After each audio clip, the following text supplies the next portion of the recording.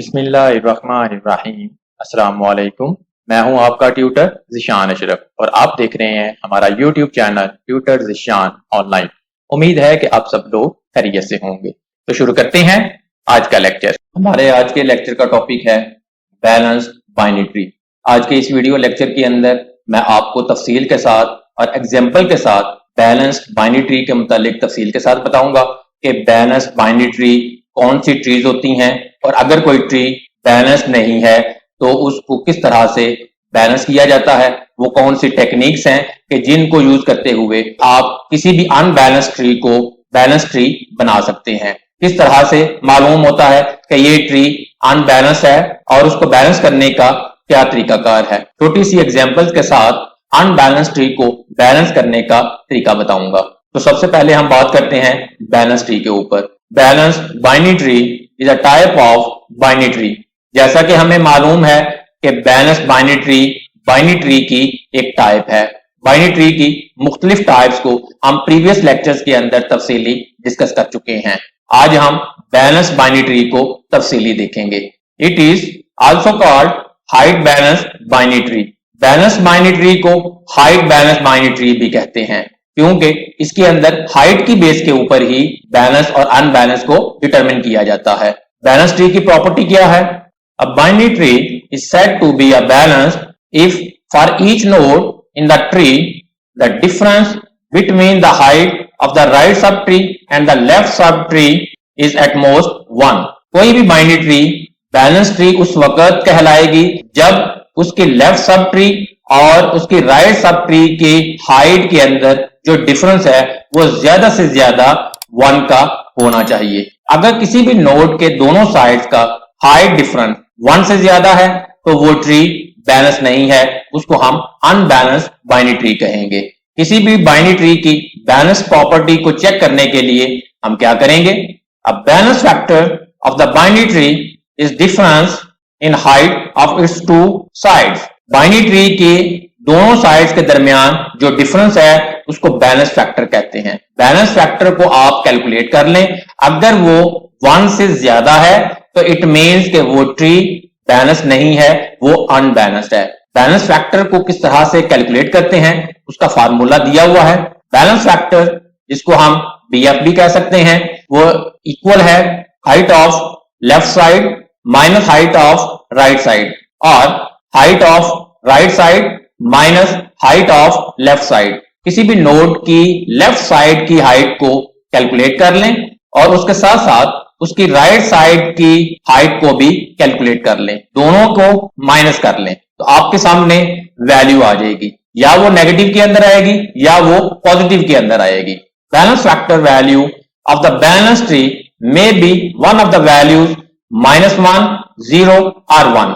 Balance factor की जो values calculate होंगी वो या तो -1 हो सकती है या 0 हो सकती है या 1 हो सकती है।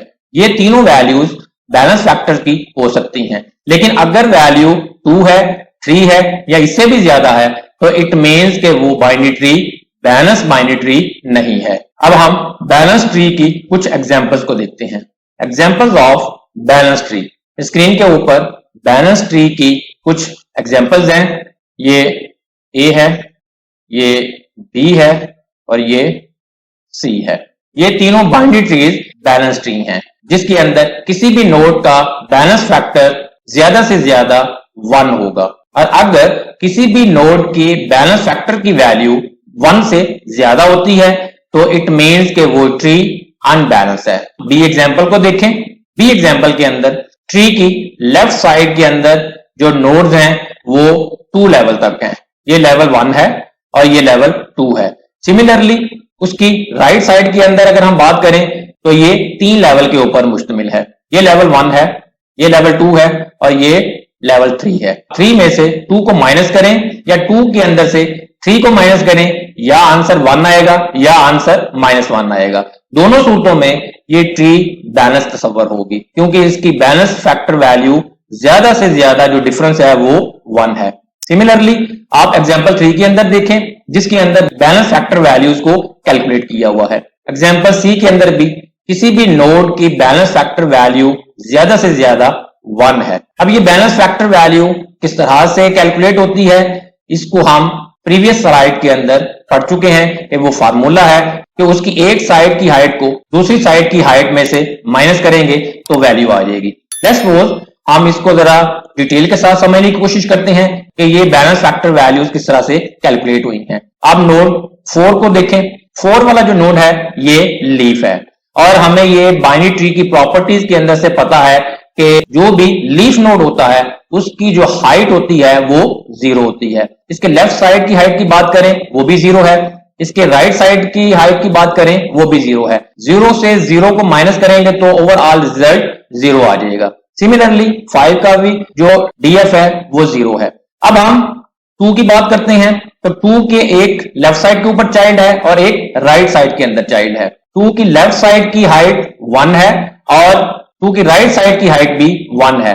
1 के अंदर से 1 को माइनस करेंगे तो आंसर 0 आ जाएगा। सिमिलरली 3 भी सेम लेवल के ऊपर है तो उसकी बैलेंस फैक्टर वैल्यू भी 0 है।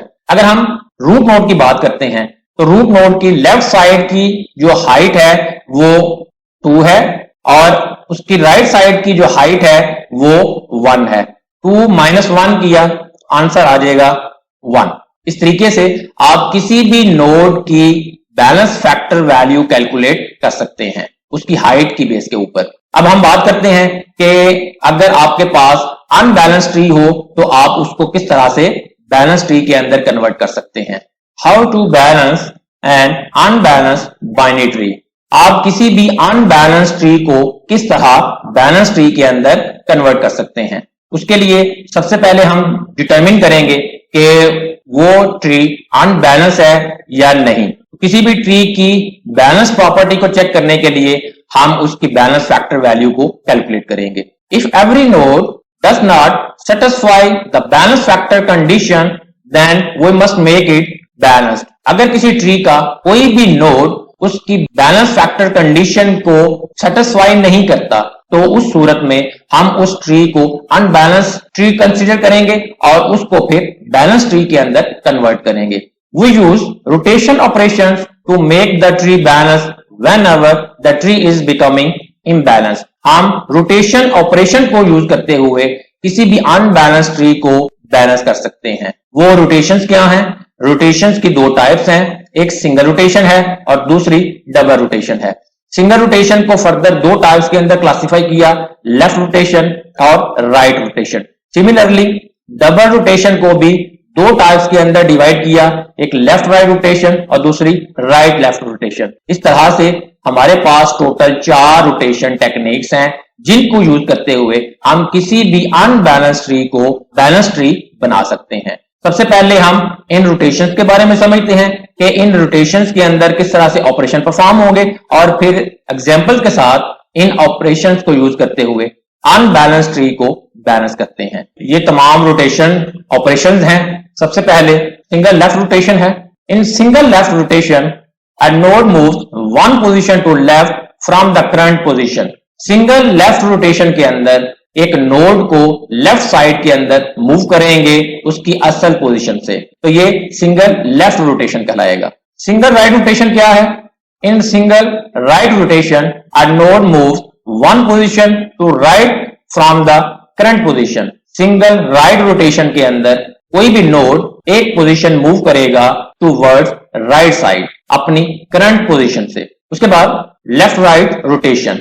In this rotation a node moves one position to right from the current position then moves one position to left। Left right rotation के अंदर कोई भी नोड सबसे पहले एक पोजीशन मूव करेगा टूवर्ड्स राइट साइड और उसके बाद एक पोजीशन मूव करेगा लेफ्ट साइड की तरफ। यानी कि इसके अंदर 2 दफा रोटेशन हो रही है, पहली दफा राइट साइड के अंदर, दूसरी दफा लेफ्ट साइड के अंदर। उसके बाद राइट लेफ्ट रोटेशन है।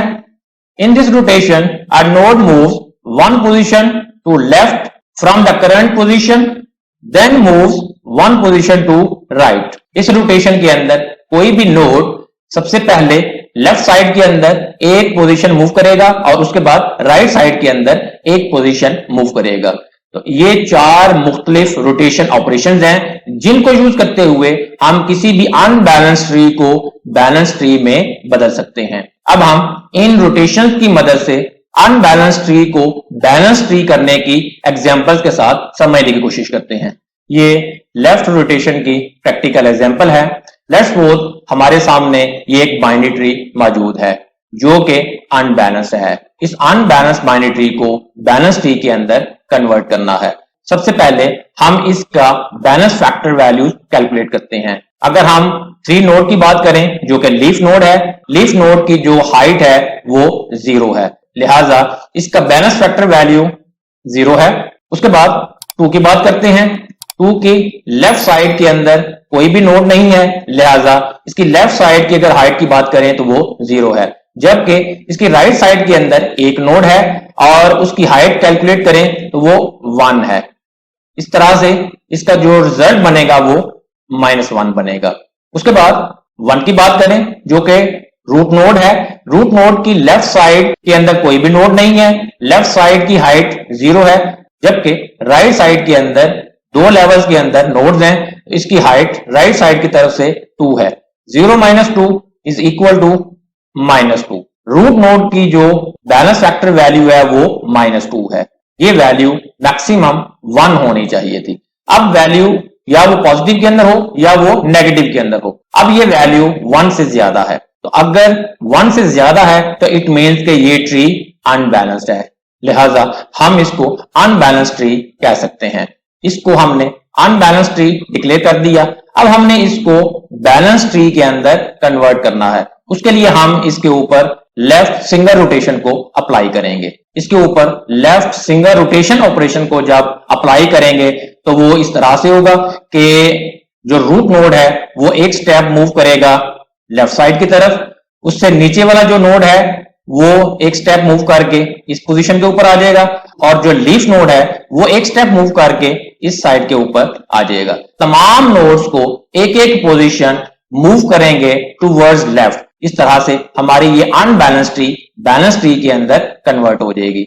1 यहां पे आ जाएगा, 2 यहां पे आ गया और 3 यहां पे आ गया। ये सिंगल लेफ्ट रोटेशन के बाद बाइनरी ट्री कुछ इस तरह से आ जाएगी। अब अगर आप इसके बैलेंस फैक्टर वैल्यूज कैलकुलेट करें, यहां पे भी 0, यहां पे भी 0 और यहां पे भी 0, 1 - 1 0। अब ये ट्री बैलेंस ट्री है।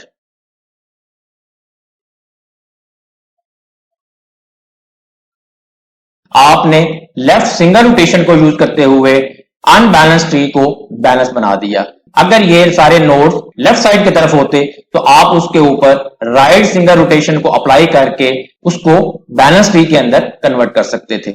ये हमारे सामने एग्जांपल 2 है जिसके अंदर एक बाइनरी ट्री जो कि अनबैलेंस्ड है वो मौजूद है। इसके ऊपर रोटेशन ऑपरेशन को यूज करते हुए इसको हमने बैलेंस ट्री के अंदर कन्वर्ट करना है। सबसे पहले हम इसके बैलेंस फैक्टर वैल्यूज को कैलकुलेट करते हैं। 2 से स्टार्ट करें तो 2 लीफ नोड है, लीफ नोड का बैलेंस फैक्टर 0 होगा।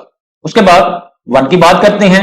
1 की लेफ्ट साइड के अंदर कोई भी नोड नहीं है, लिहाजा उसकी जो हाइट है वो 0 है, जबकि राइट साइड के अंदर एक नोड है, उसकी हाइट कैलकुलेट करें तो वो 1 है। 0 - 1 equal to -1। Similarly root node की लेफ्ट साइड के अंदर नोड्स हैं, उसकी अगर आप हाइट को कैलकुलेट करें तो वो 2 है, जबकि रूट नोड की राइट साइड के अंदर कोई भी नोड नहीं है, उसकी हाइट 0 है। 2 - 0 इज इक्वल टू 2। अब इस ट्री का जो बैलेंस फैक्टर है वो 2 है, जबकि ये मैक्सिमम 1 होना चाहिए, लिहाजा हम इस ट्री को अनबैलेंस्ड ट्री डिक्लेयर करते हैं। इस ट्री को अनबैलेंस्ड ट्री डिक्लेयर कर दिया।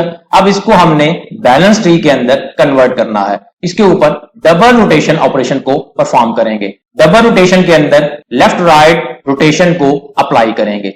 सबसे पहले हम इसके ऊपर लेफ्ट रोटेशन को अप्लाई करेंगे, वो भी 1 को एक स्टेप मूव करेंगे इस साइड के अंदर और 2 को मूव करेंगे एक स्टेप लेफ्ट साइड के अंदर। हमारे पास कुछ रिजल्ट्स इस तरह से आ जाएंगे। 1 इधर आ जाएगा, 2 इधर आ गया और 3 यहां पे। लेफ्ट रोटेशन को अप्लाई करने के बाद हमारे पास जो ट्री है वो इस अंदाज के साथ आ गई। ये ट्री अभी भी अनबैलेंस ट्री है। इसके ऊपर फर्दर राइट रोटेशन को अप्लाई करेंगे तो ये बैलेंस ट्री कन्वर्ट हो जाएगी। किस तरह से? इसको आप राइट साइड के अंदर मूव करें, ये एक स्टेप इधर राइट मूव करें, ये एक स्टेप इधर राइट मूव करें, ये हमारे पास कुछ इस तरह से आ जाएगी। 3 यहां पे, 2 टॉप के ऊपर, 1 यहां पे। और इसका बैलेंस फैक्टर अगर आप मालूम करें, ये 0, ये भी 0 और यहां पे भी 0। अब ये ट्री बैलेंस ट्री कहलाएगी। इस तरीके से आप रोटेशन ऑपरेशंस को यूज करते हुए किसी भी अनबैलेंस ट्री को बैलेंस ट्री के अंदर कन्वर्ट कर सकते हैं। ये बैलेंस ट्री के ऊपर तफसीली लेक्चर था। अगर आपका कोई क्वेश्चन हो तो कमेंट सेक्शन के अंदर पूछ सकते हैं। वीडियो को लाइक और शेयर जरूर करें, हो सकता है आपके शेयर करने से किसी दूसरे का फायदा हो जाए। कमेंट सेक्शन के अंदर अपनी राय का इजहार करें और अगर अभी तक आपने हमारे चैनल को सब्सक्राइब नहीं किया तो सब्सक्राइब के बटन के ऊपर क्लिक करके साथ घंटी के निशान को दबा दें ताकि हमारे आने वाली हर वीडियो का आपको फौरन पता चल सके।